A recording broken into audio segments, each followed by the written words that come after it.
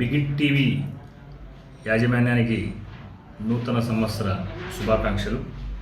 Allagadda rural circle తరఫున ఈ యొక్క బిగ్ టీవీ వాస్తవాలను ప్రజల్లోకి తెచ్చి అందరి మన్నలను పొందాలని చెప్పేసి వేడుకుంటున్నాను.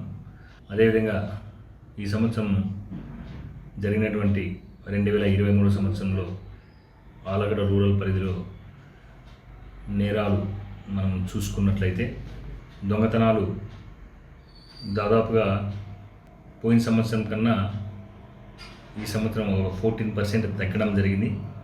అదేవిధంగా జరిగిన వాటిలో కూడా రికవరీ చేయడంలో ఈ యొక్క సర్కిల్ 80% రికవరీలో ఉన్నది. ఈ మధ్యలో నేను వచ్చిన తర్వాత కూడా గత 5 నెలలుగా ట్రాన్స్ఫార్మర్ అఫెండర్స్ని పట్టుకోవడం జరిగింది. ఒక 6 ట్రాన్స్ఫార్మర్లు దొంగతనం జరిగితే ఇమ్మీడియట్గా ముద్దాయిల్ని అరెస్ట్ చేయడం జరిగింది. అదేవిధంగా ఈ దేవాలయాల్లో దొంగతనం జరిగినటువంటి కేసులు, తర్వాత రైతుల వద్ద కొంతమంది మోటార్లు దొంగతనాలు జరిగినాయి. అదేవిధంగా దొర్నిపాడు మండలంలో స్నాచింగ్, ఒక మహిళ దగ్గర ఉన్నటువంటి చైన్ లాక్కొని పోతే అది రికవరీ చేయడం జరిగింది. ఇలా మండలంలో అంటే 4 మండలాల్లో కూడా ఎక్కడ ఏదైనా నేరాలు జరిగినా కూడా ఇమ్మీడియట్గా రికవరీ చేయడం కానీ, దానికి అందరూ కూడా మేము ముందంచలో ఉన్నామని చెప్పేసి తెలుపుకుంటున్నాము. అదేవిధంగా ప్రమాదాల్లో కూడా దాదాపు ప్రమాదాలు బాగా తగ్గించడం జరిగింది.